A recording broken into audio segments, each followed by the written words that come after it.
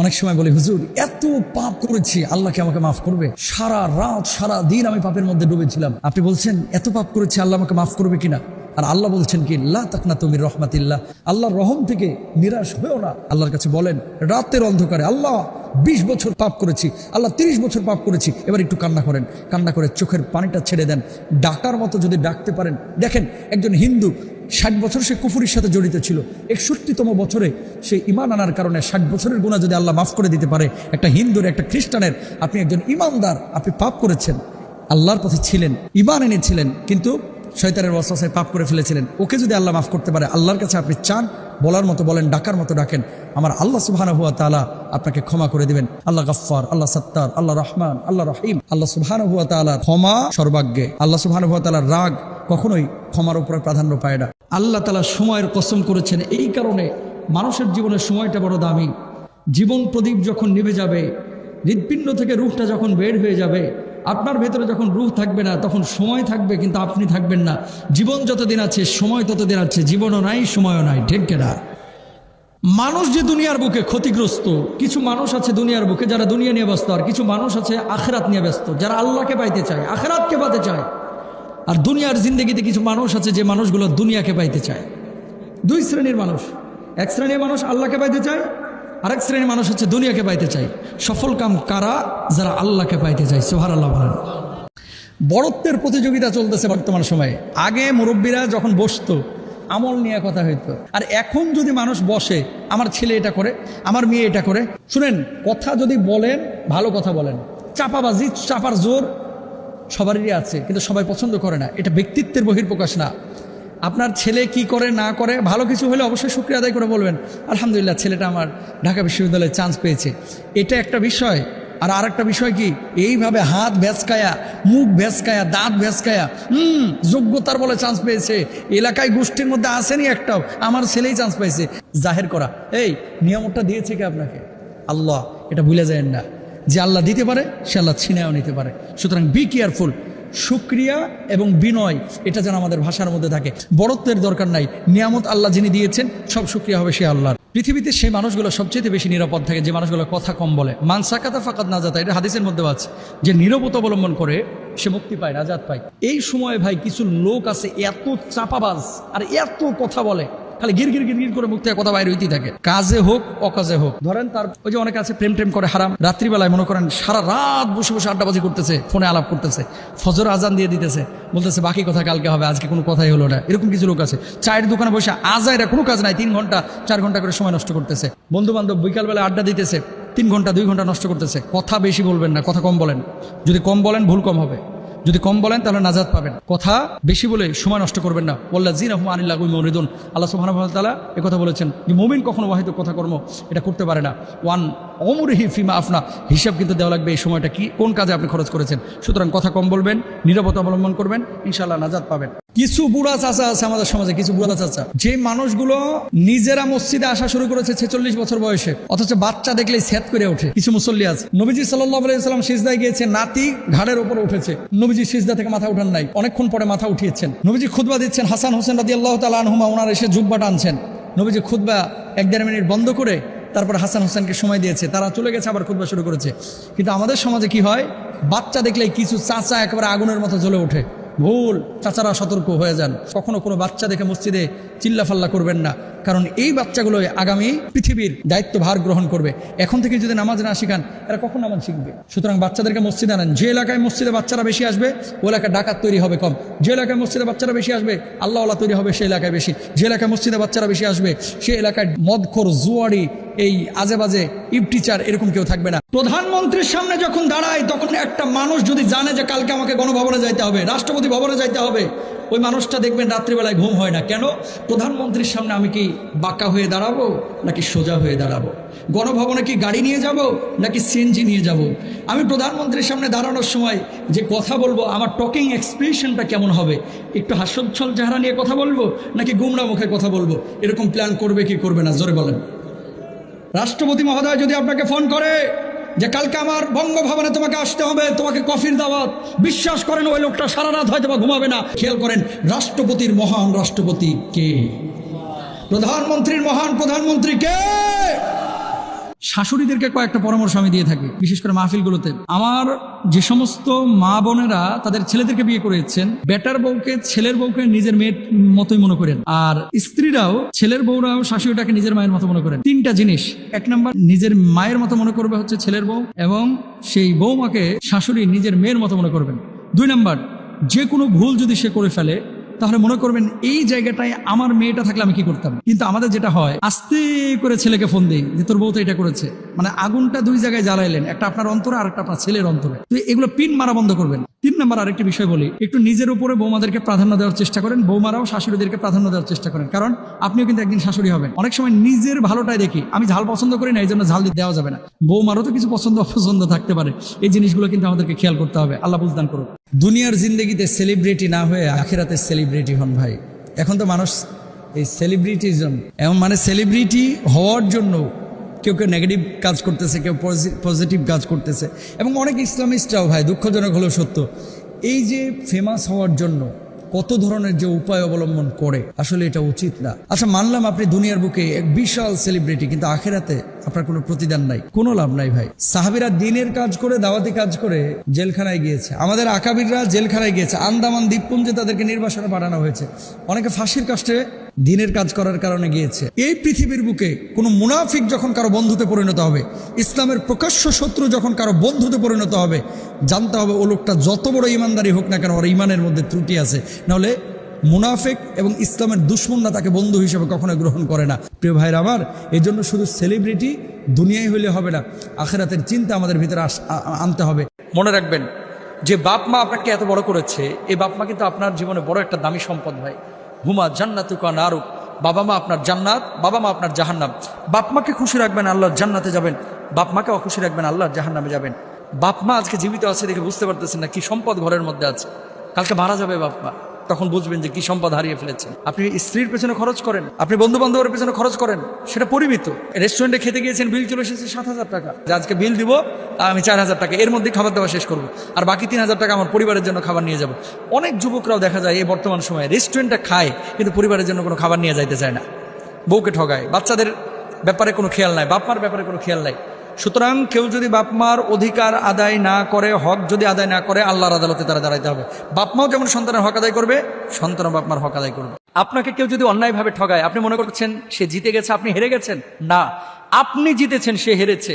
কয়দিনের জিন্দেগি ভাই, কোনো না কোনোভাবে আপনার দিন চলে যাবে, কিন্তু আপনার যে এই যে দীর্ঘশ্বাস, আপনার যে কষ্টের নিঃশ্বাস, আপনার যে কষ্টটা, এই কষ্টটা সে হয়তো বা বুঝলো না, আল্লাহ কিন্তু বুঝেছেন।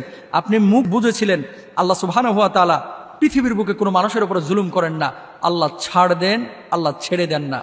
যে ঠগিয়েছে আপনি তার কাছ থেকে দূরে সরে যান, দেখা হলে সালাম দেন, হাসি মুখে কথা বলেন। ভেতরে যে জ্বালাটা, আপনারা যে ঠগিয়েছে, আপনার সম্পদ মেরে দিয়েছে, আপনার হক নষ্ট করেছে, আপনার কাছে কাজ শিখে আপনারে ক্ষতি করেছে, আল্লাহর বিচারটা দিয়ে রাখেন, আর পারলে মাফ করে দেন। যদি মাফ করে দেন, আল্লাহ অন্য দিক দিয়ে আপনারা পোষায় দিবে। আর যদি মাফ করে দিতে না পারেন, আল্লাহর উপরে ছাড়া দেন যে আল্লাহ এটার ফয়সালা আপনি করেন। দাড়ি যদি কোনো মেয়ে পছন্দ না করে, অর্থাৎ স্বামীকে স্ত্রী বলছে যে দাড়ি না কাটলে আমি চলে যাব, এরকম যদি হয়, স্ত্রীকে বোঝান দাড়িটা কিন্তু বুঝে শুনেই আমরা রেখেছি, দাড়িটা কিন্তু যারা আপনারা রাখেন বুঝে শুনে রাখেন, নবীজির সুন্নাহের জন্য। তো কোনো মেয়ে যদি দাড়িকে পছন্দ না করে, কোনো মেয়ে যদি টুপিকে, জুব্বাকে, পাঞ্জাবিকে পছন্দ না করে, ইসলামিক লাইফ লিড করা বা জীবন পরিচালনা করা, এটাকে যদি কোনো মেয়ে পছন্দ না করে, উল্টা দিকে কোনো ছেলে যদি বোরকাকে পছন্দ না করে, কোনো ছেলে যদি মেয়েটা হিজাব করতেছে পছন্দ না করে, মেয়েটা দিনদারিতা রক্ষা করে চলছে পছন্দ না করে, তাহলে আমি বলবো বিয়ের আগে যদি বুঝতে পারেন, ওখানে কখনো সংসার করবেন না, মানে সম্বন্ধ করবেন না। আর বিয়ের পরে যদি এমনটা বুঝতে পারেন, তাহলে কারেকশন করার চেষ্টা করেন। যদি দেখেন যে না, নবীজির সুন্নাহের পেছনে তার বিন্দুমাত্র আগ্রহ নাই, তাহলে আপনি চেষ্টা করেন যে ওখান থেকে যত দ্রুত সম্ভব সরে পড়ার। আমি বলছি না তালাকের কথা, কিন্তু যে আমার নবীজির সুন্নাহকে পছন্দ করবে না, সেখানে কখনো পারিবারিক শান্তি আসবে না ভাই, কখনো আসবে না। জুলুম শুধু আমাদের জন্যই হারাম না, আল্লাহর জন্য হারাম। আল্লাহ তাআলা বলেন হাদিসে কুদসিতে, ইয়া ইবাদি, হে আমার বান্দারা, ইন্নী হারামতু যুলমা আলা নাফসি, আমি জুলুমকে আমি আল্লাহ নিজের উপরে হারাম করেছি। ওয়া জাআলতুহু বাইনাকুম মুহাররামা, এবং এই জুলুমকে তোমাদের উপর হারাম করেছি। ফালা তাযালামু, তোমরা একে অপরের উপর জুলুম করো না। জুলুম শুধু আমাদের উপরই হারাম না, আল্লাহ নিজের উপর হারাম করেছেন। তাহলে জুলুমের সাথে কি মুমিনের কোনো সম্পর্ক থাকতে পারে? পারে না। এবং আল্লাহ তাআলা কখনো কোনো বান্দার উপর জুলুম করেন না। ওয়া আন্নাল্লাহা লাইসা বিযাল্লামিল লিল আবিদ, তিনি তার বান্দার উপর জুলুম করেন না। কোনোভাবেই যেন জুলুম না হয়ে যায়, এজন্য আল্লাহ তাআলা কিয়ামতের দিন মাওয়াজিনাল কিসত, ন্যায়ের মানদণ্ড তিনি প্রতিষ্ঠা করবেন, যাতে একটু ভুল না হয়ে যায়, জুলুম না হয়ে যায়। প্রবাস জীবনে যারা খাটতেছেন এবং ঢাকা সিটির মধ্যে যারা চাকরি বাকরি করতেছেন, শহরের জীবনে যারা চাকরি বাকরি করতেছেন, আপনাদেরকে একটা নসিহত করে যাই, জীবনের সব উপার্জিত অর্থ পরিবারের পেছনে খরচ করবেন না। তো হুজুর কি করব? কিছু জিনিস সিকিউরিটির জন্য রাখেন। আপনি বলবেন কেমন? জমানো কি ভালো কাজ? খুব বেশি মাত্রায় জমানো ভালো কাজ না, কিন্তু সিকিউরিটির জন্য আপনি অসুস্থ হলে চিকিৎসার জন্য কিছু টাকার প্রয়োজন হতে পারে, এই জন্য কিছু টাকা রাখা। আপনি বিপদগ্রস্ত হলে সিকিউরিটি মানি হিসেবে কিছু টাকা রাখা, এটা কিন্তু আপনার জন্য জায়েজ আছে। উপার্জিত সব অর্থ পরিবারের পেছনে খরচ করলে সবসময় তো সুদিন থাকে না, একসময় দুর্দিন আসবে, সে সময় হয়তো বা কারো হেল্প পাবেন না। এই জন্য শুনেন, আগে আপনি টার্গেট নেবেন যে আপনার ইনকাম কতটুকু। যদি 30,000 টাকা হয়, আপনি মাসে 3,000 টাকা রাখেন। যদি ইনকাম হয় 15,000 টাকা, মাসে 1,000 টাকা রাখেন। আয় বুঝে ব্যয় করা এটা আকলমানদের কাজ। আর যারা আয় বুঝে ব্যয় করে না, এরা হচ্ছে আহাম্মক। শোনেন, পৃথিবীতে কেউ অসুখী না ভাই, সবাই সুখী। সুখটা মনের সাথে জড়িত। আল গিনা গিনান নাফস, আন্তরিকভাবে যে মানুষটা ধনী, সে মানুষটা আসলেই ধনী। আপনি যদি সবসময় এই জিনিসটা চিন্তা করেন, টাকা আল্লাহ আমার যাই দেখ না কেন, আমি তো সুস্থ। আপনি যাওয়ার পরে পেট ভরে ভাত খাইতে পারতেছেন, আরে আপনার জায়গায় অনেকে আছে 2 কাপের বেশি ভাত খাইতে পারে না ভাই, নিষিদ্ধ। গরুর গোশত 1 টুকরা মুখে নেওয়া নিষিদ্ধ। আমের মৌসুম চলতেছে, এত সুন্দর সুন্দর আম, একটা আম খাওয়া যাবে না, নিষিদ্ধ। ডাক্তার নিষেধ করছে, খেয়াল করেন। কই, আল্লাহ তাআলা তো আপনার ওই পরিস্থিতিতে রাখে নাই, আল্লাহ তো আপনার অনেক ভালো রাখছে। এই জায়গাটা কেন আমরা বুঝি না? কেন আমরা বুঝি না যে আল্লাহ তার থেকে আমাকে ভালো রেখেছে? যদি এই জায়গাটা আপনি চিন্তা করেন, আল্লাহর নামে হলফ করে বলতে পারে, পৃথিবীর কোনো মানুষ এইভাবে বলতে পারে না, আসি একরকম কখনো বলতে পারে না, ঠিক কিনা? মুমিন সুখে শুকরিয়া আদায় করবে, দুঃখে সবর ইখতিয়ার করবে, অবলম্বন করবে, ধৈর্য ধারণ করবে। সুবহানাল্লাহ বলেন। পৃথিবীর বুকে বন্ধু নির্বাচনের ক্ষেত্রে এমন মানুষগুলোকে আপনারা নির্বাচন করেন যে মানুষগুলোর সাথে চলাফেরা করলে, ওঠা বসা করলে আল্লাহর কথা স্মরণ হয়, নবীর কথা স্মরণ হয়। আর যে মানুষগুলোর সাথে উঠা বসা করলে খালি প্রেম শেখা যায়, যে মানুষগুলোর সাথে উঠা বসা করলে গাজার সম্পর্কে আইডিয়া পাওয়া যায়, মদ সম্পর্কে আইডিয়া পাওয়া যায়, এদের সাথে বন্ধুত্ব করেন না ভাই। সৎসঙ্গে সর্ববাস, অসৎসঙ্গে সর্বনাশ, এটা তো একটা প্রবাদও আছে। রাসূল আকরাম সাল্লাল্লাহু আলাইহি ওয়াসাল্লাম সাহাবীদেরকে সবসময় এরকম মানুষের সাথে বন্ধুত্ব করার জন্য বলেছেন। তো আমাদের বন্ধু নির্বাচনের ক্ষেত্রে ধার্মিকতা, তাকওয়াবান, এটাকে প্রায়োরিটি দিতে হবে।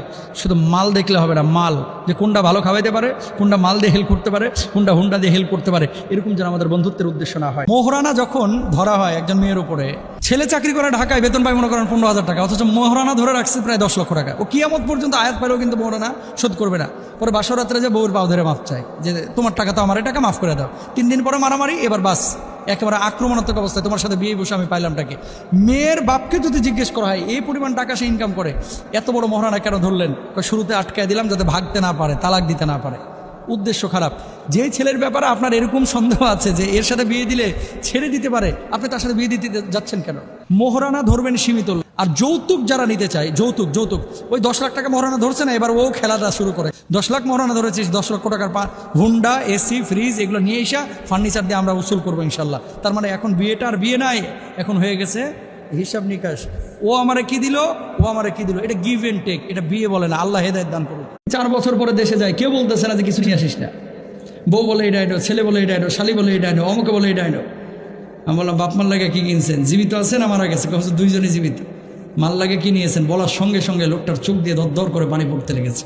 হুজুর দিচ্ছেন জায়গা মতো। আর এত মানুষকে ফোন দিলাম, কেউ না করে না যে কিছু আনিস না। মারে ফোন দিলাম যে মা কত কি তো কিনতেছি, তোমার জন্য কিছু নিয়ে আসি। মা জবাব দিল, নারী ছেড়া ধন, আমার বুকের মালিক, তুই আমার বুকে ফিরে আয়, আমার তোকে দরকার, আমার কিচ্ছু দরকার নাই। এর নাম মা, ঠিক কেনা? বিদেশ থেকে যখন আসে সবাই লাগেজের দিকে তাকায়, কি আনছে না আনছে। বুড়ি মাটা আপনার মুখের দিকে তাকায়। মাকে কষ্ট দিয়েন না, বাপকে কষ্ট দিয়েন। বাচ্চাদেরকে সন্ধ্যাবেলায় কেউ বাইরে নিবেন না, বিশেষ করে সন্ধ্যাবেলায়। মাগরিবের আজান দিচ্ছে, মাগরিবের নামাজের আজান হয়ে গেছে। এই সময়গুলোতে নির্জন জঙ্গল, উদ্যান, পার্ক এগুলো না বাচ্চাদেরকে সাধারণত নিবেন না আপনারা, কারণ এই সময়গুলো বজ্জিনের বিচরণটা হয় বেশি হাদিসের ভাষ্য অনুসারে। তাহলে কি করবেন?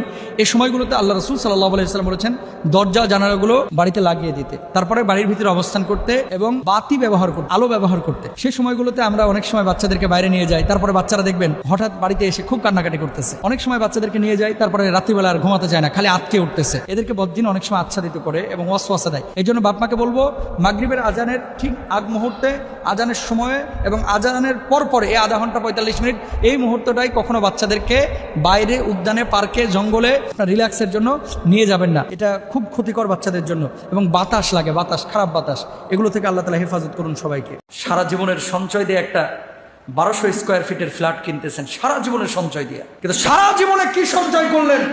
কবরের ফ্ল্যাটটা কি ঠিক আছে? কবরের ফ্ল্যাট, কবরের জায়গা, কবরের টাইলস, কবরের প্রশস্ততা, সেই সঞ্চয় কি আমরা করেছি? আহা, কি তাপ, কি গরম, পিঠটা একেবারে চিটপিট করতেছে। হুজুর, পিঠের মধ্যে যারা চামড়া উঠে যাচ্ছে বিছানায়, যদি পিঠ ঠেকতেছে কারেন্ট না থাকলে। এই গরমে যদি এই অবস্থা হয়, 1.5 হাত মাথার উপরে যখন সূর্যটা আসবে, মগজগুলো যখন টকবক করে ফুটতে থাকবে, ঘামের মধ্যে মানুষ যখন সাঁতার কাটতে থাকবে, মানুষের অবস্থাটা কি হবে? এই সমস্ত গরম তো জাহান্নামের সেই বার্তায় দিয়ে যাচ্ছে, ঠিক কিনা? সতর্ক হয়ে যাও। কেমনে সতর্কতা অবলম্বন করবেন? দুনিয়ার জিন্দগিতে আমরা বলি যে আমার বাড়ি, আমার গাড়ি, আমার সম্পদ, আমার সবকিছু। আপনার বলতে কোনো কিছুই নাই। আল্লাহ নবী, বিশ্ব নবী সাল্লাল্লাহু আলাইহি ওয়াসাল্লাম বলছেন শুধু 3টা জিনিস তোমার। জোরে বলেন, কয়টা? আরো জোরে। যেটা তুমি খেয়ে হজম করে ফেলেছো সেটা তোমার। 2 নাম্বার, যে পোশাক পরে ছিঁড়ে ফেলেছো সেটা তোমার। 3 নাম্বার, আল্লাহর নবী বলছেন যেটা আল্লাহর রাস্তায় খরচ করেছো সেটা তোমার। এর বাইরে তোমার বলতে আর কোনো কিছুই।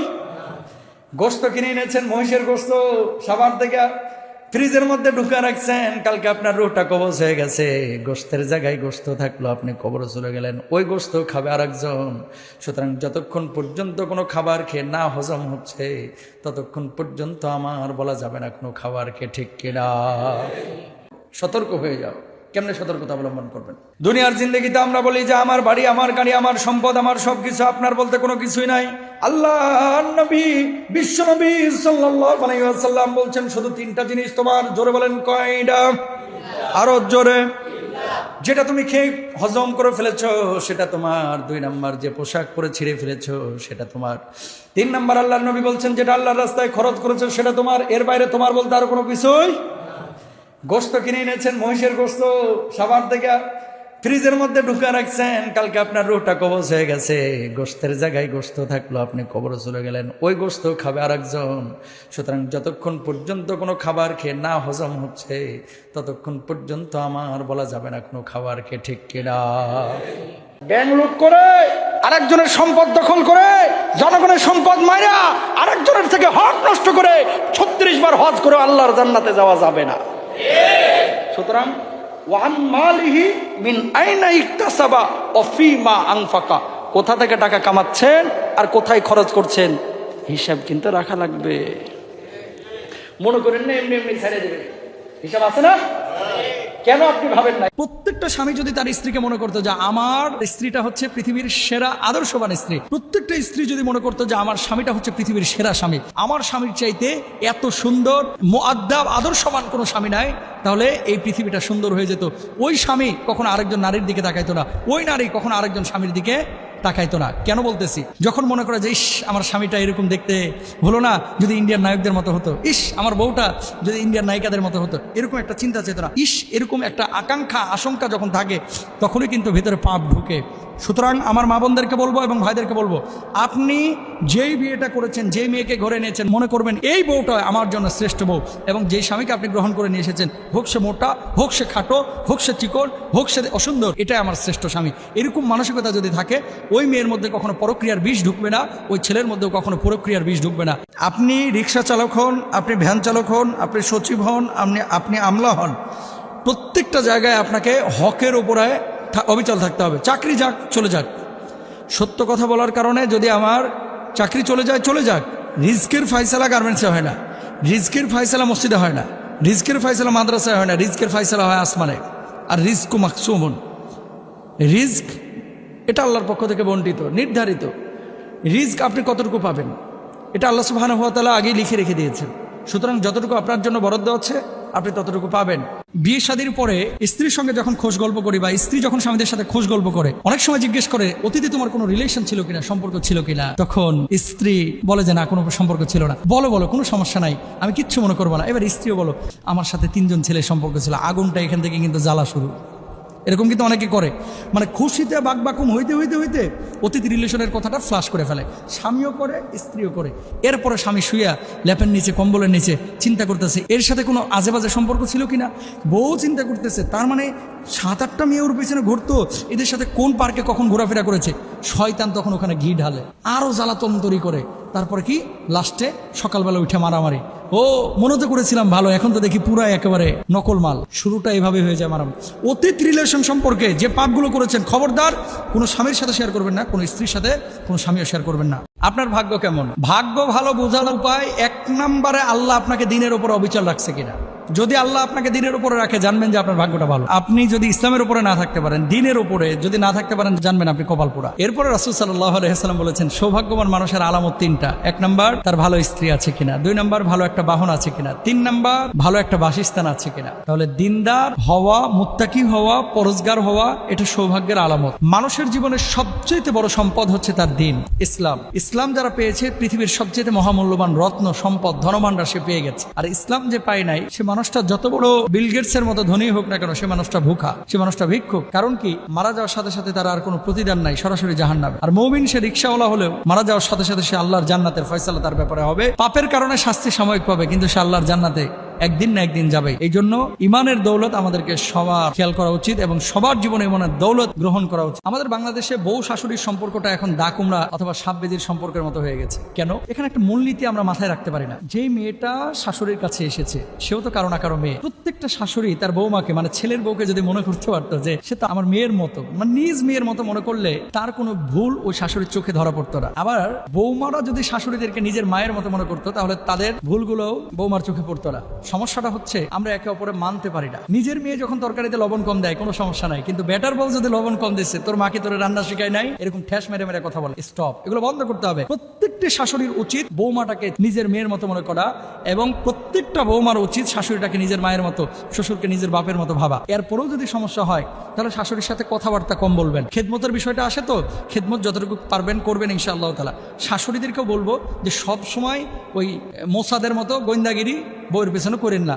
জীবন প্রদীপ কিন্তু একদিন নিভে যাবে ভাই। এই যে চেয়ারটা, যে চেয়ারের উপর আজকে কথা বলছি, আলোচনা করছি, আমি হয়তো বা কালকে মারা যাবো, চেয়ারটা চেয়ারের জায়গায় থাকবে, টেবিলটা টেবিলের জায়গায় থাকবে, এই মাইক্রোফোনগুলো হয়তো বা অন্য স্কলারের কাছে যাবে, তারপরে মুসল্লিরা হয়তো বা অন্য আলোচকদের আলোচনা শুনবে, ক্যামেরাটা হয়তো বা এই ক্যামেরার লেন্সগুলো অন্য একজন স্কলারের দিকে ফোকাস হবে, কিন্তু আমি থাকবো না। আমিহীন দুনিয়া দুনিয়ার গতিতেই চলবে, আপনিহীন দুনিয়া আপনিহীন চ্যানেল চ্যানেলের গতিতে চলবে, আপনিহীন মসজিদ মসজিদের গতিতে চলবে। আমি কি নিয়ে যাচ্ছি শুনেন, মানুষ যখন মারা যায়, বিশেষ করে বাপ মা অথবা খুব কাছের কেউ, টিকবো কিভাবে এরকম চিন্তা হয় যে আমি বাঁচবো কিভাবে, আমি পৃথিবীতে টিকবো কিভাবে। টিকে আছেন না তো? আপনি ছাড়া আপনি মনে করছেন পৃথিবীটা স্তব্ধ হয়ে যাবে? না, পৃথিবীর আপন গতিতে চলবে। হিসাব করতে হবে আপনি কবরে কি নিয়ে যাচ্ছেন, কি পেলাম, কি হারালাম।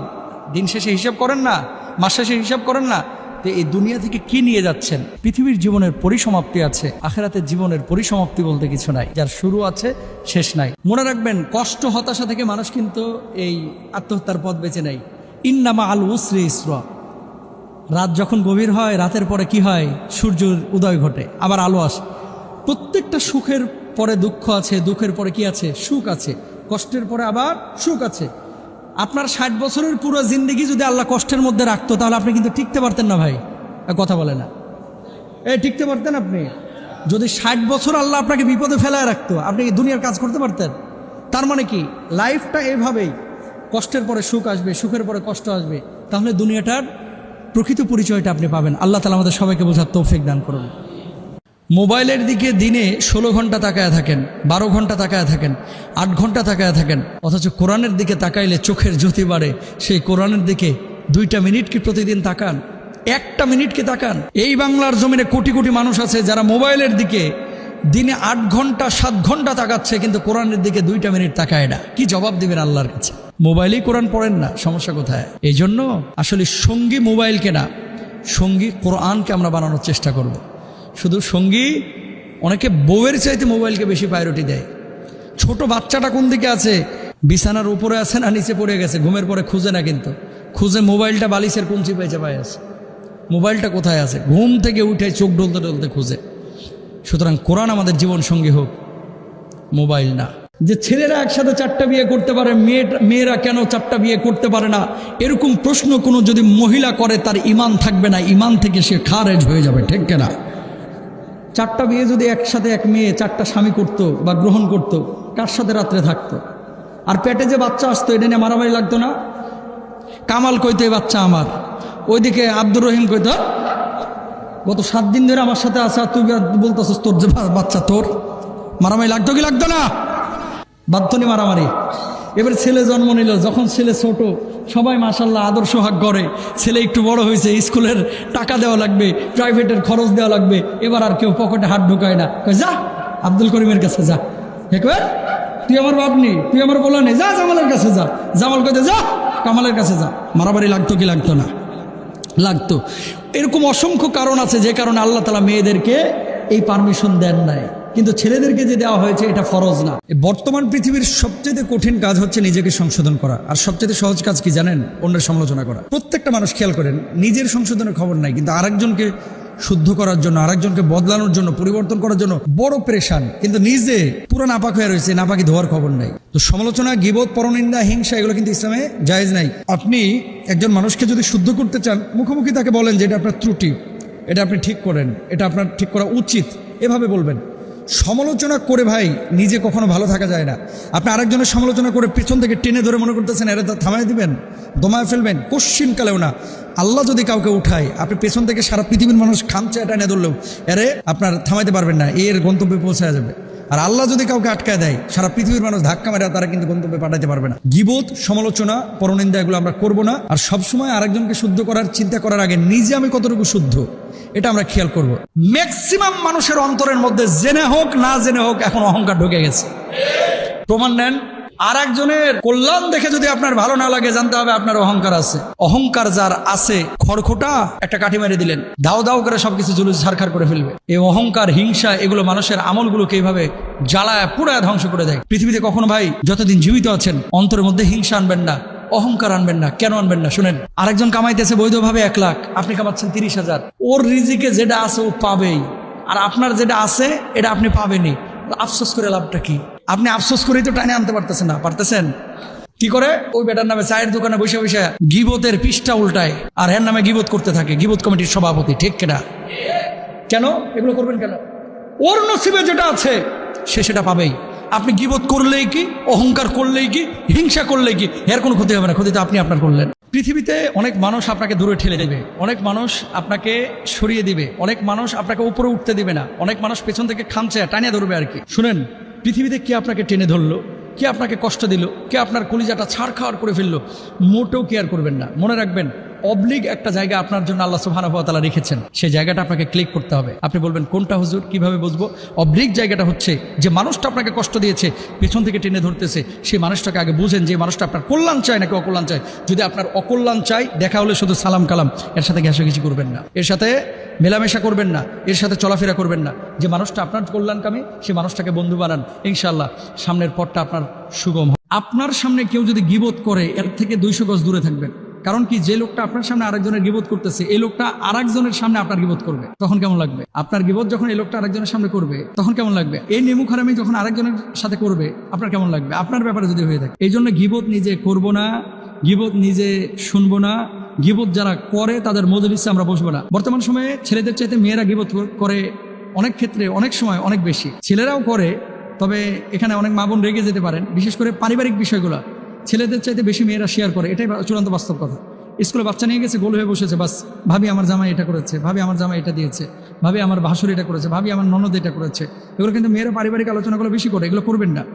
রাসূল আকরাম সাল্লাল্লাহু আলাইহি ওয়াসাল্লাম কঠিন কথা বলেছেন, ওই নারী জাহান্নামী যে তার স্বামীর অভ্যন্তরীণ বিষয়গুলো, একেবারে ইন্টারনাল বিষয়গুলো আরেকজন নারীর সামনে প্রকাশ করে বা পুরুষের সামনে প্রকাশ। কাবার বাসে থাকে কেউ এরকম ফিরি চলে আসতে পারে উমরা না করে? অথচ কত মানুষ দিন রাত 24 ঘন্টা কান্নাকাটি করে, আল্লাহ একটাবার তোমার ঘরে হাজিরা দেওয়ার তৌফিক দিও। আমিন বলেন না? এই ফিলিংস কি জানেন? ফিলিংস, চোখের সামনে কাবাটা আপনার ভাসতেছে, সামনে কাবা, আর সুদাইসি যখন তেলাওয়াতটা করে, অন্যান্য কারি সাহেবরা যখন তেলাওয়াত করে, আপনি চাইবেন না, কল্পনাও করবেন না, চোখটা খুলে দেখবেন যে চোখ দিয়ে দর করে পানি পড়তেছে। আল্লাহু আকবার, যেন কোরআন নাজিল হচ্ছে। এই অনুভূতি এখানে নামাজ পড়ে কি পাওয়া যাবে? পাওয়া যাবে? আল্লাহর হাবিবের রওজার পাশে যখন দাঁড়ায় বলবেন আসসালাতু ওয়াসসালামু আলাইকা ইয়া রাসূলুল্লাহ, আসসালাতু ওয়াসসালামু আলাইকা ইয়া হাবিবাল্লাহ, আমি এসেছি মদিনায় বহুত কষ্ট করে, নবী গো আপনার কাছে আমি সালাম পৌঁছে দিলাম, আমার হাবিব সালামের জবাব দিবে, কলিজাটা ঠান্ডা হয়ে যাবে। ঠিক না? আল্লাহ আমার সব ভাইদেরকে হজ্জের জন্য কবুল করুন। যখন আপনি দায়িত্বশীল হবেন না, তখন কিন্তু আপনার কেনাকাটার আগ্রহ থাকবে না। তখন ওই মানুষের মুখে হাসি ফুটাইতে গিয়ে আপনি নিজে কখন হাসবেন এটাই কিন্তু ভুলে গেছেন। মাকে কি দিবেন, বাবাকে কি দিবেন, স্ত্রীকে কি দিবেন, সন্তানগুলোকে কি কিনে দিবেন, ভাইয়ের বউকে কি দিবেন, মেয়েকে কি দিবেন, কারণ সবাই আপনার দিকে তাকিয়ে আছে। কিন্তু আপনি কয় টাকা কামান এটা কিন্তু অনেকেই জানে না। হয়তোবা আপনার রক্তটা পানি হয়ে যাচ্ছে তাদের শখ মেটাতে মেটাতে। বাচ্চারা অনেক সময় অনেক জিনিস চাইলেই আর সাথে সাথে দিবেন না। মনে রাখবেন, যতই টাকা থাকুক, বাচ্চা কাচ্চা যখন কোনো জিনিস চাইবে সাথে সাথেই যখন দিয়ে দিবেন, ও কিন্তু আরো ওর ভিতরে লিপ্সা তৈরি করবে এবং আরো বেশি আপনার কাছে চাইবে। বাচ্চা কাচ্চা যখন চাইবে, যদিও টাকা আছে পকেটে, সময় নেন। আজকে চাইলে কালকে দিবেন, কালকে চাইলে পরশু দিবেন, আর চাইলে দিবেন না। যতই টাকা থাকুক, বাচ্চার সামনে একটু হা হুতাশ করেন যে বাবা টাকা পয়সা নাই, বাবা আল্লাহর কাছে দোয়া করো, বাবা কি নিয়ে আসবো, বাবা তোমার জন্য দোয়া নিয়ে আসবো, বাবা তোমার জন্য এটা নিয়ে আসবো। বাপ সন্তানের সামনে এইভাবে নিজেকে, সন্তানকে গড়ে তুলবেন। চাইলেই সব কিছু দিয়ে দেওয়া যাবে না, নাহলে অভ্যাস খারাপ হয়ে যাবে। পরিবারে দুর্বল থাকলে খোঁচা দিয়েন না। অনেক দুর্বল, সবল হতে কিন্তু সময় লাগে না। সব সময় একরকম থাকে না, পরিবর্তন হইতে কিন্তু বেশি সময় লাগে না। বহুত বেকার যুবক আছে, এখানে ছিল বেকার, আজকে যা পয়সা কামাচ্ছে, বড় ভাই 7 মাসে যা কামায়, ওই বেকার ছেলেটা যারা তুচ্ছ তাচ্ছিল্য করতো, ওই 1 মাসেই কামায়। বৈধভাবে এরকম আছে না? নাই আছে। সুতরাং রিস্ক এটা কার পক্ষ থেকে? আল্লাহর পক্ষ থেকে। আলহামদুলিল্লাহ, মাশাআল্লাহ, সুবহানাল্লাহ। অনেকে কিন্তু আমরা বুঝি না যে কোথায় বলতে হয়। ইদানিং দেখবেন একটা টেন্ডেন্সি বাইরে হয়েছে, একটা কালচার শুরু হয়েছে। আলহামদুলিল্লাহ ভাবি, আমার মেয়েটা ডান্স প্রতিযোগিতায় ফার্স্ট হয়েছে। ভাবি আলহামদুলিল্লাহ, আমার ছেলেটা আমেরিকান একটা খ্রিস্টান মেয়ের সাথে অ্যাফেয়ার করেছিল, এবার বিয়ে হয়ে গেল, ছেলেটা আমেরিকা যাইতে আর কোনো সমস্যা নাই। আলহামদুলিল্লাহ। ভাই, ব্যাংকে চাকরি হয়েছে, সুদী ব্যাংক, একটু দোয়া করেন। হুজুর, চাকরি হয়েছে সুদী ব্যাংকে, ড্যান্স প্রতিযোগিতায় ফার্স্ট হয়েছে, ভালো নাচতে পারে, মাশাআল্লাহ, খ্রিস্টানের সাথে বিয়ে হচ্ছে, আলহামদুলিল্লাহ। এরকম মাশাআল্লাহ, আলহামদুলিল্লাহ কোথায় কি বলতে হয় এটা আমরা অনেকে জানি না, বলে ফেলতেছি। হারাম, এগুলো জায়েজ নাই। আপনি সুদী কারবারে, হুজুর একটু দোয়া করেন, ব্যাংকের কাছে লোন চাইছি, একটু দোয়া করেন, লোনটা আনতেছে সুদের উপরে, কিসের দোয়া? তো সুবহানাল্লাহ, আলহামদুলিল্লাহ, মাশাআল্লাহ। এই জিনিসগুলো মূলত বৈধ স্থানে অ্যাপ্লাই করার জন্য, হালাল জায়গায় এই জিনিসগুলো দেওয়ার জন্য। এই ড্যান্সের জন্য, নাচের জন্য, অবৈধ রিলেশনের জন্য, প্রেম প্রীতির জন্য আল্লাহ তাআলা দেন নাই। পারিবারিক জীবনে অশান্তির মূল কারণ হচ্ছে স্বামী এবং স্ত্রী একে অপরে যদি এই হিসাব করে, ক্যালকুলেটর নিয়ে, যে ওর থেকে আমি কি পাইলাম, আর বউ বলতেছে হ্যাঁ থেকে আমি কি পাইলাম। জামাই হিসাব করতেছে, মানে স্বামী, ওই বাড়িতে বিয়ে করে এত কিছু দেখছিলাম, কিছুই তো পাইলাম না। এদিকে বউ আবার চিন্তা করতেছে, ওই আমারে বিয়ে করছিলাম, মনে করছিলাম কত কি, হের কাছে তো কিছু পাইলাম না। কথা কন না কেন? এই হিসাব যখন শুরু হবে পরিবারের মধ্যে, ওই পরিবার শেষ, এই পরিবারে আর কোনো সুখ শান্তি থাকবে না। এই হিসাব করবেন না। হিসাবটা কি করবেন? আমার স্ত্রী সেরা স্ত্রী, আমার স্বামীটা সেরা স্বামী, এর চাইতে ভালো স্বামী আমি পৃথিবীতে পাইতাম না। আল্লাহ আমাকে যা দিয়েছে এটা আমার জন্য নিয়ামত, এর চাইতে ভালো স্ত্রী পাওয়ার উপযুক্ত আমি না। এই স্ত্রীকে যে আমার কাছে আল্লাহ দিয়েছে এটা আমার জন্য নিয়ামত। এই টেন্ডেন্সি, চেতনা যদি কোনো স্বামী স্ত্রীর মধ্যে থাকে, আল্লাহর নামে শপথ করে বলতে পারি ওই পরিবারে কোনো ঝামেলা থাকবে না। আপনার উপর কেউ জুলুম করুক, নিপীড়িত হন, আপনি কষ্ট করেন, কিন্তু কখনো জালেম হয়েন না। কারণ জালেম যারা, আল্লাহ এদেরকে পছন্দ করেন না। ভাই, এই মানুষগুলো কিয়ামতের ময়দানে জাহান্নামে যাবে, আফসোস করবে, হায় কেন আমি বুঝিনি, কেন মানুষের উপরে জুলুম করেছি। কখনো মানুষের উপরে জুলুম করবেন না, কোনো কারণ নাই। যা থানায় কমপ্লেন করে লোকটাকে ধরায় দিলেন। আওয়ামী লীগ করে, বিএনপির একজন লোক যায়, ওই আওয়ামী লীগের লোকটারে ধরায় দিল।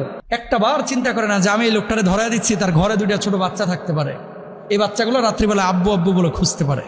একটা বার খেয়াল করে না যে এই লোকটার ওপরে তার বুড়া বাপ মা থাকতে পারে, যে বুড়া বাপ মার মেডিসিনটা এই লোকটা জোগাড় করে। চিন্তা করে না, ধরায় দিচ্ছে। 4 মাস 5 মাস 6 মাস পরে ঠিকই জামানি বাইরে আসতেছে। কিন্তু এই যে 4-5টা মাস আপনি কষ্ট দিলেন, এই লোকের প্রত্যেকটা নিঃশ্বাস, এই উত্তপ্ত গরম নিঃশ্বাসের হিসাব কিন্তু আল্লাহর আদালতে আপনারা দেওয়া লাগবে। আল্লাহ ছাড় দেন, ছেড়ে দেন না। বাপ মা এমন সম্পদ, যখন জীবিত থাকে মানুষ বুঝে না। যেদিন বাপ মা মারা যায়, পকেট ভরা টাকা আসে, কিন্তু বাপ মা কার পায় না।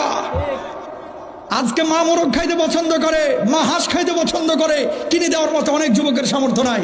কালকে পকেট ভরা টাকা আসবে যে প্রতিদিন মাকে একটা হাঁস খাওয়াইতে পারবো, সেদিন বাপ মার থাকবে না ভাই। এই জন্য বউয়ের হক আদায় করেন, বাপ মার দিকে টেক কেয়ার করেন। বাপ মা বড় দামি জিনিস। আহা, যেদিন জন্ম দিয়েছে তার স্বামী না জানি এবার মরে যায়। কত মানুষ তো জন্ম দেওয়ার সময় মারা যায়, তুমি আমারে মাফ করে দিবে। এইভাবে আপনারা দুনিয়ার মুখ দেখিয়েছেন নিজের জীবনটারে বাজি রেখে। অনেক যুবক আছে এই বাপ মাকে না জানায় পালায় গিয়ে সুন্দরী মেয়ে বিয়ে করে ফেলায়। কথা বলেন ঠিক কিনা? বাপ মারা কষ্ট দিয়েন না, বড় কষ্ট করে আপনার জন্য। এগুলো আপনি বুঝবেন না, বুঝবেন তখন যখন নিজে বাবা হবেন, বুঝবেন তখন নিজে যখন মা হবেন, তখন বুঝে আর কোনো লাভ হবে না, ততদিনে মা কবরে চলে গেছে। পৃথিবীতে বড় অসহায় কারা জানেন? পাপী আছে এই সমাজে দুই ধরনের। কয় ধরনের? জোরে বলেন। এক শ্রেণীর পাপী আছে যারা পাপ করে অনুতপ্ত হয়, লজ্জিত হয়, আল্লাহর কাছে ক্ষমা চায়, আল্লাহ ভুল করে ফেলছে, মাফ করে দাও মাহবুব। আর আরেক শ্রেণীর পাপী আছে যারা পাপ করার পরে পাপটাকে পাপী মনে করে না। এরা কি মনে করে জানেন? বয়স আর কত হয়েছে, এই বয়সে একটু একটু এরকম করেই। কথা বলেন। বয়স আর কত হয়েছে? 33 বছর, জীবন একটাই, এখনই যদি জীবনটারে ভোগ না করি, বুড়া হয়ে ভোগ করবো? বুড়া হয়ে কি ভোগ থাকবে? আরে বেটা, টাকা এখন আছে, এখন যদি ভোগ না করিস বুড়া হয়ে টাকা থাকবে কিন্তু ভোগ করতে পারবি না। সুতরাং যা আছে আমোদ ভর্তি এখন করে ফেলা। এগুলো কুফুরি বাক্য হতে পারে, মুসলমানের বাক্য হতে পারে না।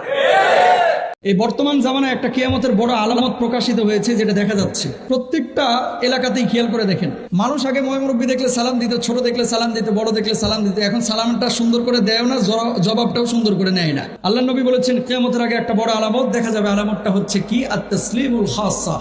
মানুষ বেছে বেছে মানুষকে সালাম দেবে, জবাবটাও বেছে বেছে হবে। চেয়ারম্যান সাহেবকে দেখলে সালাম দিতে দিতে একবারে ঠোঁটে ফেনা তুলে ফেলায়। হুজুরে দেখলে সালাম দিতে দিতে 2 কলসায় ফেনা তুলে ফেলায়। একই মানুষ জীবনে ফকির মিসকিনে সালাম দিতে চাই না, আসে না নাই, জোরে জোরে কর।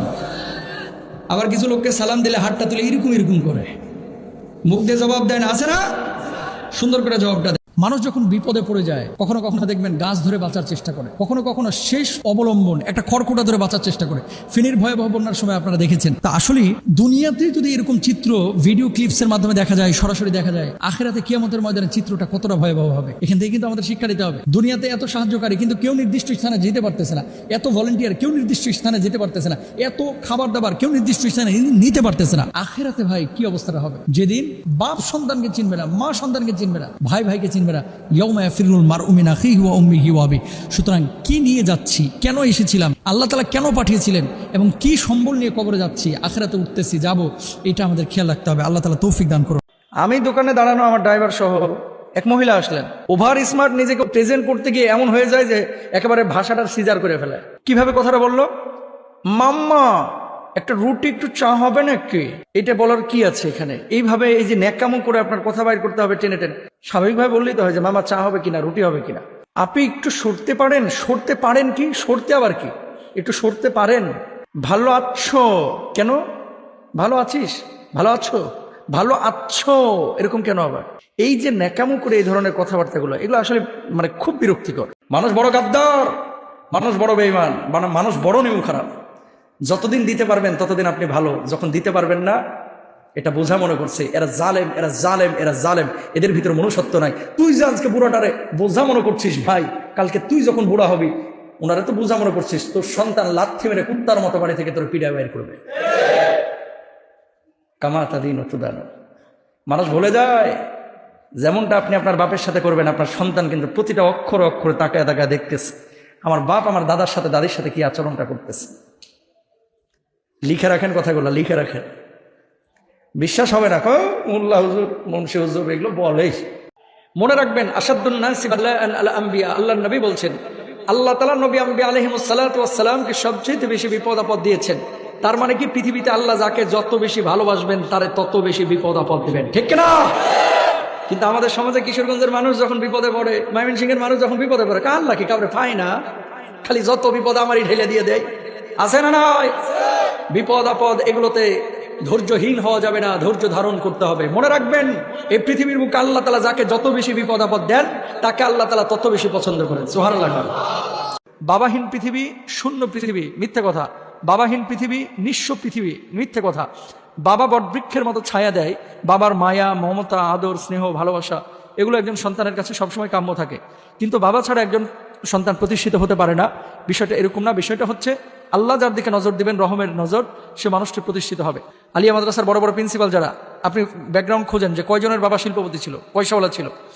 মেন কথা হচ্ছে গরিব মানুষের সন্তানগুলো, যাদের দিন এনে দিন খেতে হয়, যাদের সংসারে টানা পড়া আছে, এই সন্তানগুলোই বেসিক্যালি সবার আগে চলে যায়। কারণ কি, এদের ভিতরে একটা চেতনা কাজ করে যে আমাকে কিছু করতে হবে, আমার বাপের তো নাই। আর যার বাপের আছে ও চিন্তা করে যে আমার বাপের আছে, আমার 14 গোষ্ঠী খায় ফুরাইতে পারবে না, এত পরিশ্রম করে হইবটা কি। এই চিন্তা চেতনাটাই তাকে কিন্তু অনেক পিছনে ফেলায় দেয়। এই সমাজের কিছু মানুষ আছে এরকম, কেমন জানেন, যখন সুখে থাকে হুজুরদেরকে বাস দেয়, সুখে থাকলে ইসলাম নিয়ে কটাক্ষ করে, সুখে থাকলে নবীর দুশ্মনী করে, সুখে থাকলে নবীকে গালমন্দ করে।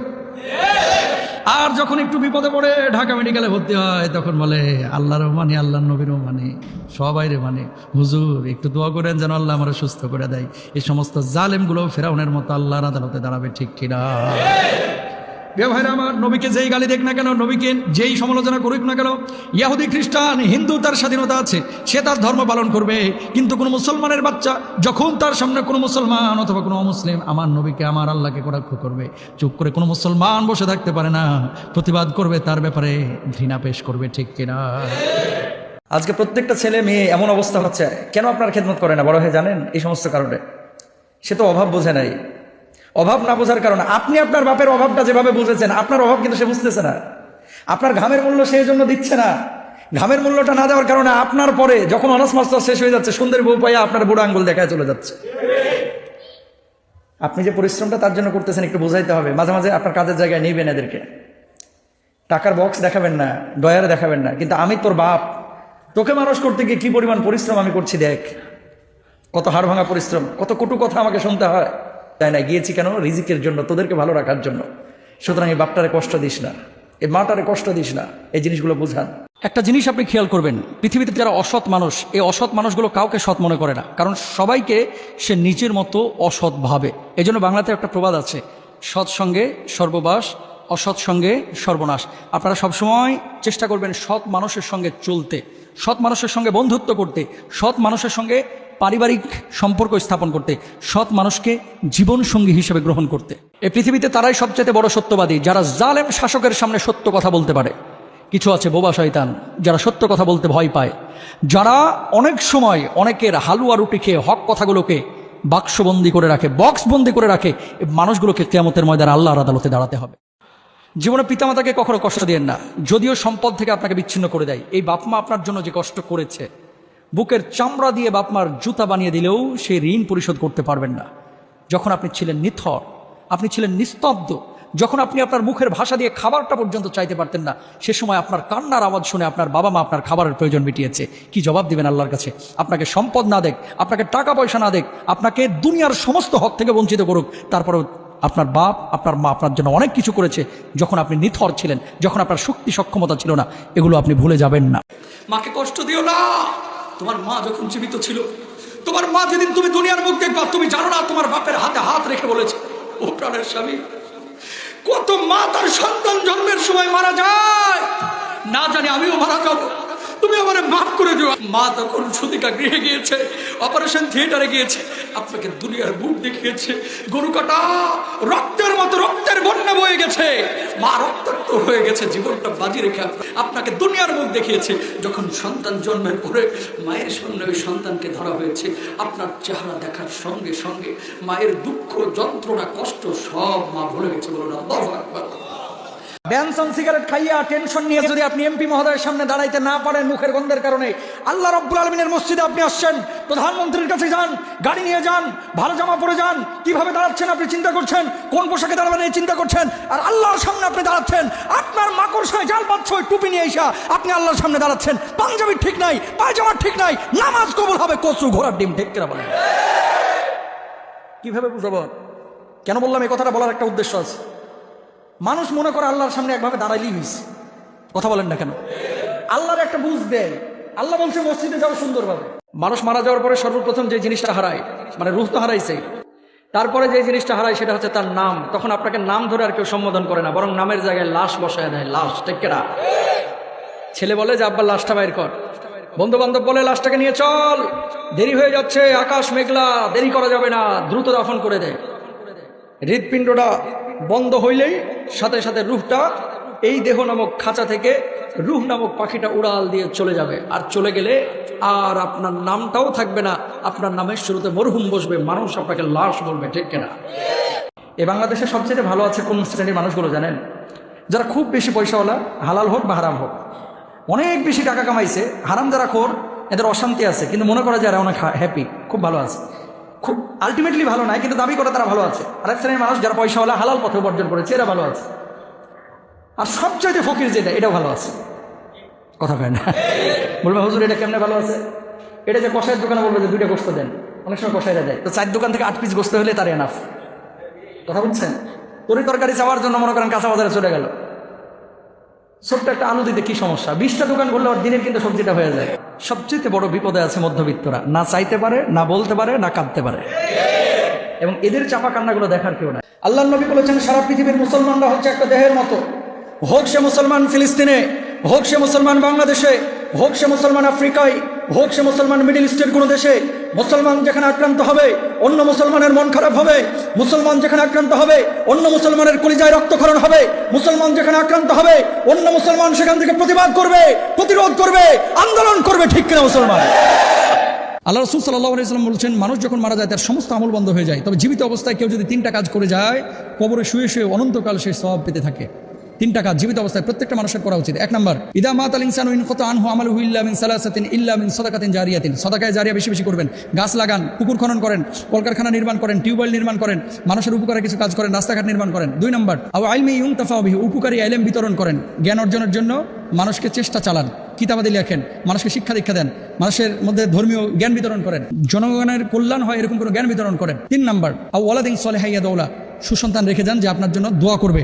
কবরে শুয়ে শুয়ে আপনি যদি 1 কোটি বছর শুয়ে থাকেন, 1 কোটি বছর এই জিনিসগুলো যদি পৃথিবীতে চলমান থাকে, আপনি কবরে সওয়াব পেতে থাকবেন ইনশাআল্লাহ। অনেক বাবা আছে ছেলেকে বিয়ে করানোর সময়, ছেলে তো মেয়ে দেখা যায় যাচ্ছে, যাকে বিয়ে করবে অগ্রিম ছেলে দেখতে পাবে, ছেলের বাপের কিন্তু সেই মেয়েকে দেখা যায় না যতক্ষণ না বিয়ে হবে। তাহলে দেখবে কারা? দেখবে হচ্ছে ছেলের মা, দেখবে হচ্ছে ছেলের বোন, দেখবে হচ্ছে ছেলের মেয়ে আত্মীয় স্বজন, ছেলের কোনো পুরুষ, ইভেন ভাই, দুলা ভাই, বাবা, কেউ সে মেয়েকে দেখতে পারবে না। এটা তার জন্য জায়েজ নাই। বাবারা অনেক সময় প্রেশার ক্রিয়েট করে, হ্যাঁ বেটাকে বিয়ে করাবো, অথচ মেয়ে আমাকে দেখাবে না, দৌড় ওই বাড়িতে বিয়ে শাদী দরকারই নাই, চল, মাই আর কি অভাব পড়ছে দেশে। এরকম কিছু মাথা গরম বাপ আছে, মাথা গরম বাপ। মুরব্বী থামেন একটু, বিয়ে তো আপনি করতেছেন, আপনার পোলাই করতেছে, তো আপনি দেখবেন কি লেগা? আপনার দেখার দরকার নাই, যত দেখার ইচ্ছা বিয়ের পরে দেখেন। চাচাদেরকে একটু সতর্ক করা দরকার, আপনারাও সতর্ক করবেন। মানুষ খুবই দুর্বল, এটাই বাস্তব এবং চূড়ান্ত কথা। মানুষ দুর্বল, অল্পতেই মানুষ ভেঙে পড়ে। মনে রাখবেন, মুমিন কখনো অল্পতে ভেঙে পড়ে না। হয়তো একটা চমকপ্রদ সুন্দর জিনিস আপনার সামনে এসেছিল, যেটাকে আপনি অ্যাকসেপ্ট করতে পারেন নাই, গ্রহণ করতে পারেন নাই, আপনি এটার আড়ালে একটা বিষয় মনে রাখবেন, আল্লাহ তাআলা এর চাইতে উত্তম কোনো কিছু হয়তো আপনার জন্য রেখেছেন। অনেক সময় দেখা যাচ্ছে আপনি টার্গেট নিয়েছিলেন যে এই মাসে আমার এই স্যালারিটা হবে বা চাকরি হবে, সেটা হলো না, আপনি হতাশ হবেন না, নির্ভয় থাকেন। যেটা আল্লাহর সিদ্ধান্ত সেটার উপর আপনি ক্ষান্ত থাকেন, আপনি ঠকবেন না, আপনি জিতবেন। আমাদের সমস্যাটা হচ্ছে পৃথিবীর বুকে কোনো জিনিস যখন আমরা পাওয়ার আশা করি তখন আমরা আশাটা বেশি করে ফেলাই, আল্লাহর উপরে তাওয়াক্কুল আমরা করতে পারি না। তাওয়াক্কুল যে যত বেশি আল্লাহর উপরে করতে পারবে পৃথিবীর বুকে সে তত বেশি ভালো থাকতে পারবে, সুখে থাকতে পারবে। প্রবাসীদের কষ্টগুলো অনেক সময় আমাদের অনেক ভাইরা বুঝতে চায় না এবং বোনেরা বুঝতে চায় না। বিশেষ করে যারা প্রবাসে আছে এদেরকে টাকা কামানোর মেশিন মনে করে। এটিএম বুথ, কার্ড ঢোকায় দেবো, টিপ মারমো, ঘষা দেবো, ফরফরা টাকা বাইর হবে। প্রবাসীরা হচ্ছে এই। খেয়াল করে দেখেন, যখন আমাদের প্রবাসী ভাইরা বাংলাদেশে ফিরে নিজ মাতৃভূমিতে, ছোট ভাইরে ফোন দেয়, তোর লাগে কি লাগবে, কয়েকটা মোবাইল আনো। বোনকে ফোন দেয়, তোর লাগে কি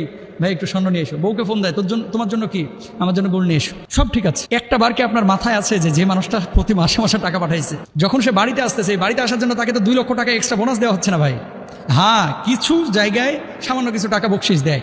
তো আপনি যে 2 লক্ষ 4 লক্ষ টাকার তার উপরে এই বোঝা চাপাইয়া দিচ্ছেন, এই বোঝা সে উত্তোলন করার মতো সামর্থ্য তার আছে? মনে করে এরা ঘষা দিলেই টাকা বাইর হয়। আপনি একটু খেয়াল করেন, একটু হিসাব নিকাশ করে তারপরে ডলা দিয়ে তারপরে টাকা চান। খবরদার এগুলো করবেন না, এগুলো জুলুম। শরীরের 2টা অঙ্গ ভাই আপনাকে জান্নাতে নেবে অথবা আপনাকে জাহান্নামে নেবে, আপনার জিহ্বা এবং আপনার লজ্জাস্থান। নবীজি বলেছেন এই 2টা জিনিস যে রক্ষণাবেক্ষণ করবে, হেফাজত করবে, আমি তার জিম্মাদার হয়ে গেলাম। আবার এই 2টা জিনিস যে রক্ষণাবেক্ষণ করবে না, হেফাজত করবে না, সে জাহান্নামে যাবে। সুতরাং জিহ্বা নিয়ন্ত্রণ করতে হবে। কোথায় কি বলতেছেন একটু হিসাব নিকাশ করে বলেন। লজ্জাস্থানটা একটু হেফাজত করতে হবে। আজে বাজে জায়গায়, যে কোনো জায়গায় মন চাইলো যেখানে সেখানে ব্যবহার করা যাবে না।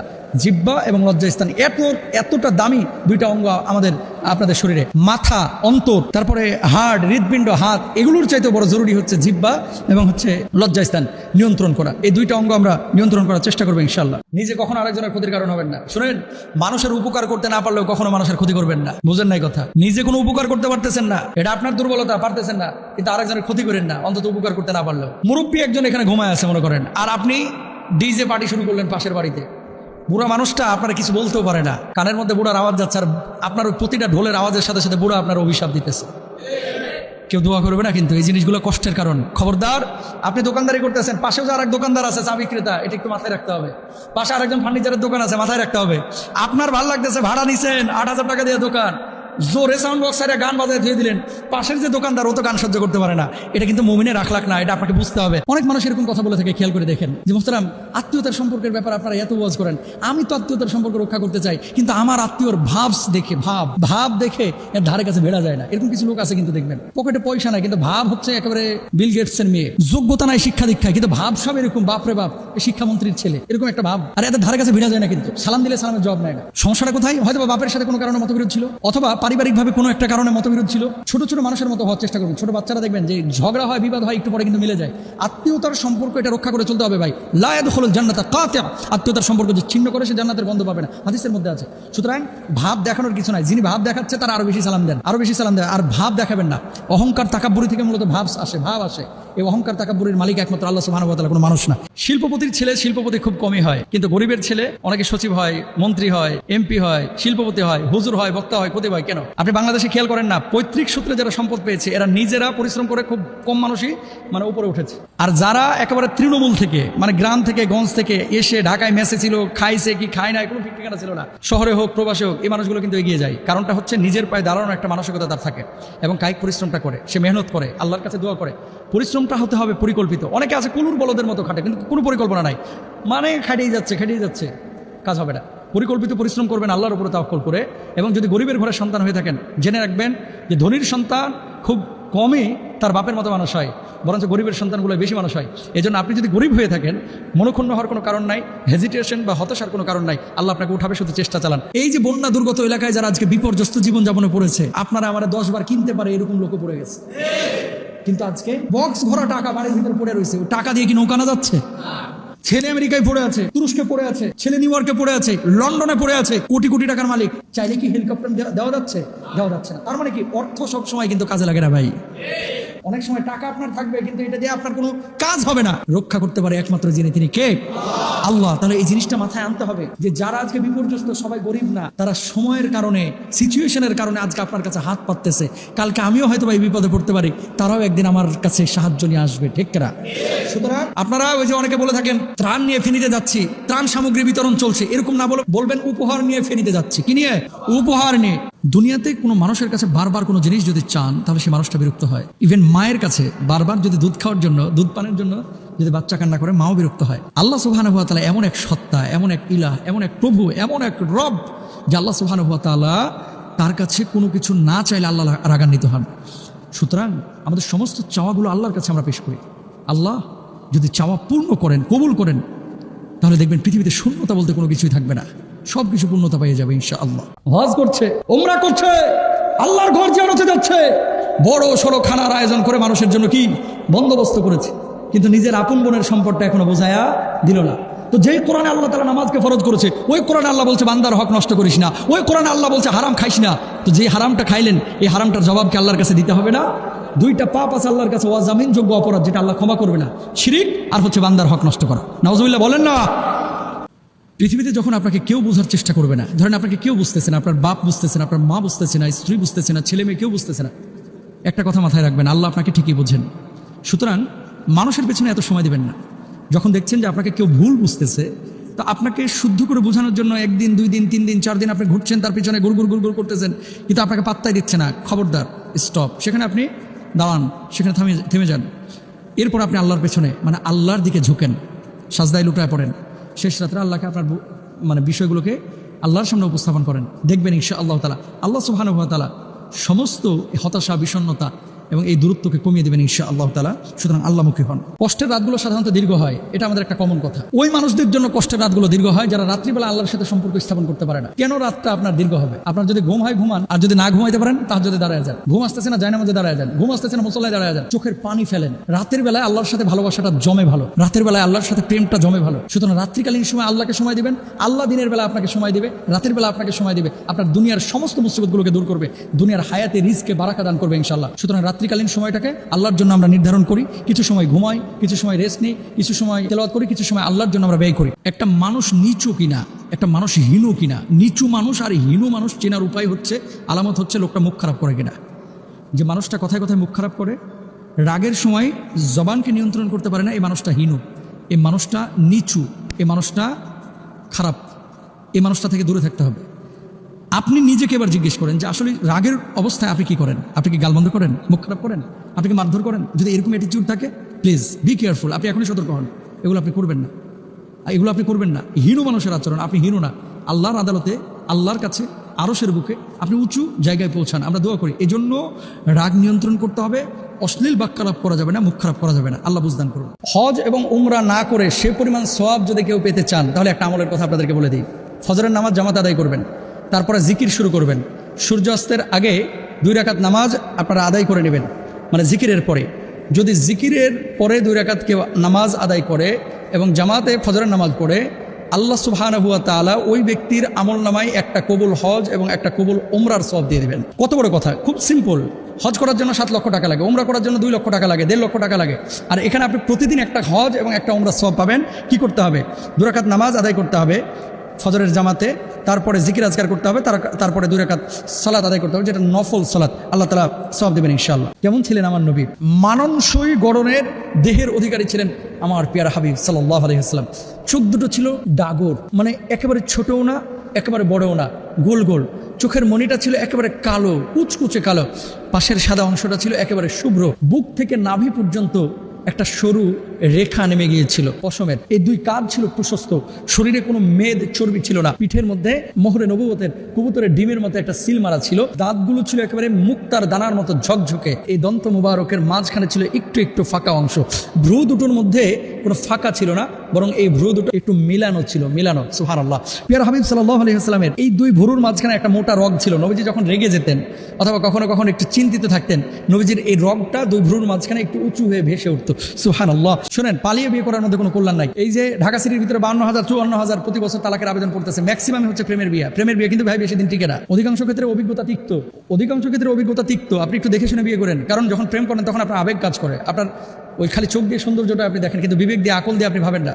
এই জন্য এই জিনিসগুলো কিন্তু আমাদের খেয়াল করা উচিত। মানুষ যখন বিপদে পড়ে তখন একটা কথা বলে থাকে যে বিপদ আমার কাছ থেকে দূরে সরছে না, আমি বিপদের থেকে দূরে সরতে চাই, কিন্তু বিপদ তো আমার থেকে সরছে না। বিপদ যখন ঘিরে বসে আঁকড়ে ধরে, তখন চতুর্মুখী সংকটের মুখে মানুষ পড়ে যায়। আপনাদেরকে একটা কথা বলি, বিপদ যত বড় হবে আল্লাহর সাহায্য তত বড় হবে ইনশাআল্লাহ, আল্লাহর প্রতিদানও তত বড় হবে। সুতরাং বিপদে আপদে সবসময় হতাশ না হয়ে, বিষণ্ণ না হয়ে আপনি ধৈর্য ধারণ করেন। এটাই তো মুমিনের আখলাক হওয়া উচিত, যে ধৈর্যের কথা আল্লাহ সুবহানাহু ওয়া তাআলা নিজেই শিখিয়েছেন। ওয়াবাশশিরিস সাবিরিন, সুসংবাদ তাদের জন্য যারা ধৈর্য ধারণ করেছে, তাদের জন্য। আল্লাহ তাআলা আমাদেরকে বিপদ আপদে আল্লাহর প্রতি ধৈর্যশীল হওয়ার তৌফিক দান করুন। এই যে ছেলেমেয়েরা অনেক সময় অবৈধ রিলেশনশিপে জড়িয়ে মাত্র 5 মিনিট 7 মিনিট অথবা 15 মিনিটের জন্য শারীরিকভাবে একে অপরের সাথে জড়িয়ে পড়ে, নাউজুবিল্লাহ, এই 5 মিনিটের জন্য কয়েকশো বছর, কয়েক হাজার বছর জাহান্নামের আগুনে জ্বলতে হবে। সুতরাং কেন? একটু নিজেকে হেফাজত করেন। মনে রাখবেন, আল্লাহর হাবিব বলেছেন, 2টো জিনিস যদি কেউ নিয়ন্ত্রণ করে, আমি তার জান্নাতের জিম্মাদারি নিয়ে নিলাম। 1 নম্বর হচ্ছে জিব্বা, আর 1 নম্বর হচ্ছে লজ্জাস্থান। সুতরাং জিব্বা এবং লজ্জাস্থান যে যুবক যুবতী হেফাজত করতে পারবে, আল্লাহর জান্নাত তার জন্য অবধারিত হয়ে যাবে। আল্লাহ বুঝার তৌফিক দান করুন। আল্লাহর ভয়ে যদি দুনিয়ার জিন্দগিতে হারাম কোনো কিছু ছাড়েন, আবারও বলছি, আল্লাহর ভয়ে দুনিয়াতে হারাম কিছু যদি ছাড়েন, আল্লাহ সুবহানাহু ওয়া তাআলা এর চাইতে বেটার একটা অপশন, বেটার একটা জায়গা, বেটার একটা ক্ষেত্র আপনার জন্য তৈরি করে দেবেন। ওমাই ইয়াত্তাকিল্লাহ ইয়াজআল লাহু মাখরাজা, সূরা তালাকের মধ্যে আল্লাহ বলছেন, আল্লাহকে ভয় করেন। আল্লাহকে কেউ যদি ভয় করে, আল্লাহ তাআলা তার জন্য শত শত পথ উন্মুক্ত করে দেবেন। কোথা থেকে রিজিক আসবে, কোথা থেকে চাকরির ব্যবস্থা হবে, আপনি কল্পনা করতে পারবেন না। সুতরাং দুনিয়ার জিন্দগিতে আমরা প্রত্যেকে আল্লাহকে ভয় করবো ইনশাআল্লাহ তাআলা। ঘুমের মধ্যে অনেক সময় আপনারা দেখেন যে বোবা জিন ধরেছে, তাই না? আকাশ থেকে পড়তেছেন, চিৎকার দিচ্ছেন, কেউ শুনতেছে না। পেছন থেকে কেউ ধাক্কা মেরে দিচ্ছে, আপনি কুয়ার মধ্যে পড়তে আছেন, কেউ শুনতেছে না। আপনি চিৎকার দিচ্ছেন, পেছন থেকে সাপ ধাওয়া করতেছে, কুকুর ধাওয়া করছে, বড় সড়ো দুর্ঘটনায় পড়েছেন, চিৎকার দিচ্ছেন, কেউ শুনতেছে না। এগুলো খারাপ স্বপ্ন। এরপরে কিন্তু আপনার ঘুমটা ভেঙে যায়। যখনই ঘুমটা ভাঙবে, যে কাজগুলো করবেন, 1 নম্বর আউযু বিল্লাহি মিনাশ শাইতানির রাজিম বলবেন, 2 নম্বর বাম দিকে 3 বার থুতু নিক্ষেপ করবেন, 3 নম্বর ওযু করে এসে ডান কাত হয়ে শুয়ে যাবেন। যদি এটা করতে পারেন, ইনশাআল্লাহ এই ধরনের স্বপ্নগুলো আর দেখবেন না। আর এই স্বপ্নগুলো দেখার পেছনে একমাত্র কারণ হচ্ছে বদজিনের আসর এবং শয়তানের ওয়াসওয়াসা। বদজিন থেকে বাঁচার জন্য পারলে সূরা বাকারাটা বা আয়াতুল কুরসিটা লাউড স্পিকারে না, মৃদু আওয়াজে এটা ছেড়ে তারপরে ঘুমায় যান। মাঝরাতে যখন জাগ্রত হবেন তখন অফ করে দিলেন, বা ঘুমানোর সময়, ঘুমানোর আগে অফ করে দিবেন। পবিত্র বিছানায় ঘুমাবেন, চর্বি হাড্ডি এই সমস্ত জিনিস থেকে দূরে থাকবেন, বিশেষ করে ঘুমানোর সময়। কোরআনের কিছু অংশ মানে না, জায়গা মতো কোরআনের বিধিবিধানগুলোকে ফিটিং করে, আল্লাহর কসম তারা পূর্ণাঙ্গ মুমিন হতে পারে না, ঠিক কিনা? নিজেকে যারা ইমানদার দাবি করেন, গোটা কোরআনুল কারীমে 6666টা আয়াত আল্লাহ তাআলা নাজিল করেছে। একটা আয়াত যদি কেউ অস্বীকার করে যে এটা আমার ভাল লাগে না, কেমন? রব্বুল আলামিন বলছেন ফামকিহু মা তাবা লাকুম মিনান নিসা মাসনা ওয়া সুলাসা ওয়া রুবা। সুবহানাল্লাহ। যার সামর্থ্য আছে, টাকা পয়সা আছে, বউকে ট্যাকেল দিতে পারে, ও 2টা 3টা 4টা বিয়ে করতে পারে, এটা তার জন্য জায়েজ। এটা বলেছেন কে? আল্লাহ। এখন তসলিমা নাসরিনের কোনো মুরিদ যদি বাংলাদেশে বলে যে আল্লাহ একই ছেলেকে 4টা বিয়ে করার অনুমতি দিল, এক মেয়েকে একসাথে 4 স্বামী বিয়ে করার কেন অনুমতি দিল না? আল্লাহ এই কাজটা মোটেও ঠিক করে নাই। ঈমান থাকবে নাকি বেঈমান হয়ে যাবে? সন্দেহ আছে কোনো? পৃথিবীর বুকে এমন কিছু জিনিস পাবেন, দেখতে আপনার কাছে মনে হবে খুবই সুন্দর, কিন্তু এটা আপনার জন্য ক্ষতিকর। এমন কিছু জিনিস আছে যেগুলো আপনার কাছে মনে হবে অসুন্দর, কিন্তু এটা আপনার জন্য কল্যাণকর। সুতরাং আপনার কাছে কোনটা পছন্দের এবং অপছন্দের এটা আপনি খেয়াল না করে আল্লাহর কাছে কোনটা পছন্দের, আল্লাহর কাছে কোনটা অপছন্দের এটা খেয়াল করেন। আল্লাহ তাআলা আপনাকে এমন জায়গায় পৌঁছাবেন, এমন যা দেবেন যেটা আপনি কল্পনা করতে পারবেন না। একটা আমল আপনাদের সবাইকে আজকে বলবো যে এই আমলটা করার সঙ্গে সঙ্গে আল্লাহ রাসূল সাল্লাল্লাহু আলাইহি ওয়াসাল্লাম বলছেন মান ক্বরা আয়াতুল কুরসি দুবুরা কুল্লা সালাতিন মাকতুবাতিন। আল্লাহ রাসূল বলছেন কেউ যদি আয়াতুল কুরসি 5 ওয়াক্ত নামাজের পরে একবার পাঠ করে তার জান্নাতে দাখিল হওয়ার জন্য শুধুমাত্র প্রতিবন্ধকতা আছে মৃত্যু, অর্থাৎ মৃত্যুবরণ করবে, আল্লাহর জান্নাতে সে হাসতে হাসতে চলে যাবে। সুবহানাল্লাহ। সুতরাং আয়াতুল কুরসি আমাদের প্রত্যেকটি মানুষের মুখস্থ থাকা উচিত। 5 ওয়াক্ত নামাজের পরে আমরা চেষ্টা করবো ইনশাআল্লাহ আয়াতুল কুরসিটাকে প্রত্যেকেই পড়া। যে ব্যক্তি এশার নামাজ জামাতের সাথে পড়লো, হাদিস বলছে সে ব্যক্তি অর্ধেক রাত ইবাদতে কাটিয়ে দিল। মানে অর্ধেক রাত ইবাদত করলে যে পরিমাণ সওয়াব দিত আল্লাহ সুবহানাহু ওয়া তাআলা যে পরিমাণ সওয়াব দিবেন, এশার নামাজ জামাতে আদায় করলে আল্লাহ সুবহানাহু ওয়া তাআলা তার আমলনামায় এমনিতেই সেই সওয়াব দিয়ে দিবেন। সুবহানাল্লাহ। আর যে ব্যক্তি ফজরের নামাজটা জামাতে আদায় করবে আল্লাহ সুবহানাহু ওয়া তাআলা তার আমলনামায় পূর্ণ রাত জাগ্রত হয়ে নফল ইবাদত করলে যে পরিমাণ সওয়াব হতো সেই সওয়াবের ব্যবস্থা আল্লাহ সুবহানাহু ওয়া তাআলা করে দিবেন। সুতরাং রাত্রের কিছু সময় আমরা নামাজ পড়বো, কিছু সময় আমরা ঘুমাবো, কিছু সময় আমরা ইবাদত বন্দেগী করার চেষ্টা করব। প্রত্যেকে যদি না পারি অন্তত এশার জামাত এবং ফজরের জামাতটা আমরা কেউ মিস করবো না। আল্লাহ তাআলা আমাদের তৌফিক দান করুন। অনেক সময় আমরা সিদ্ধান্তহীনতায় ভুগি যে ছেলেটার সাথে আমি বিবাহ বন্ধনে আবদ্ধ হব, আমি কি এই বিশ্ববিদ্যালয়ে পড়বো কি পড়বো না, এখানে পড়লে কি আমার কোনো ক্ষতি হবে কি হবে না, আচ্ছা এই কাজটা কি আমার জন্য করা ঠিক হবে, এই ধরনের সন্দিহান খটকা আমাদের ভিতরে কিন্তু অনেক সময় থাকে। যখনই 2টা কাজে এরকম আপনি কনফিউশনে পড়ে যাবেন যে এটা করবেন নাকি সেটা করবেন, আপনি ইস্তেখারা করেন, 2 রাকাত নামাজ ওযুর সাথে পড়ে আপনি ঘুমায় যান, আল্লাহর উপরে ছেড়ে দেন যে আল্লাহ যেটা আমার জন্য কল্যাণকর হয় সেটা আপনি ফয়সালা করেন। আল্লাহ সুবহানাহু ওয়া তাআলা আপনার ঘুম থেকে ওঠার পরে অন্তরের মধ্যে একটা বিষয়ের জাগরণ করবে, যেটা আপনার কাছে মনে হবে পারফেক্ট, বা যেটা আপনার মনটা যে বিষয়ের দিকে মাইল হচ্ছে, দাবিত হচ্ছে, সেটা আপনি গ্রহণ করবেন ইনশাআল্লাহ তাআলা। এর মধ্যেই কল্যাণ পাবেন। কার জন্য এত আয়োজন, কার জন্য এত আয়োজন? নিজের বউয়ের জন্য, বাচ্চার জন্য। দুপুরবেলা আজকে যাবেন গরুর গোশত দিয়ে অথবা খিচুড়ি দিয়ে, ভুনা খিচুড়ি দিয়ে গরুর গোশত কালা ভুনা খাইবেন অনেকে। আবার হালাল খোর অনেক এখানে আছে যারা হালাল খায়, এই মানুষগুলো যা হয়তো বা পাঙ্গাস মাছ দিয়ে ভাত খাবে, ব্রয়লার মুরগি দিয়ে খাবে। আপনি খাইলেন কালা ভুনা গরুর গোশত, আরেকজন খাইলেও ব্রয়লার মুরগি। মানুষ কিন্তু দুইজনে হয়তো বা সাময়িকভাবে একটু মজা বেশি পাইছেন, এই মানুষটাই মজা একটু কম পাইছে। কবরের জিন্দগিতে আপনি খাইবেন বাঁশ, আর ওই লোকটা সেদিন জান্নাতের নাজ নিয়ামত ভোগ করবে, ঠিক কিনা? বি কেয়ারফুল, যত্নবান হন। সুদে লেনদেন করবেন না ইনশাল্লাহ বলেন।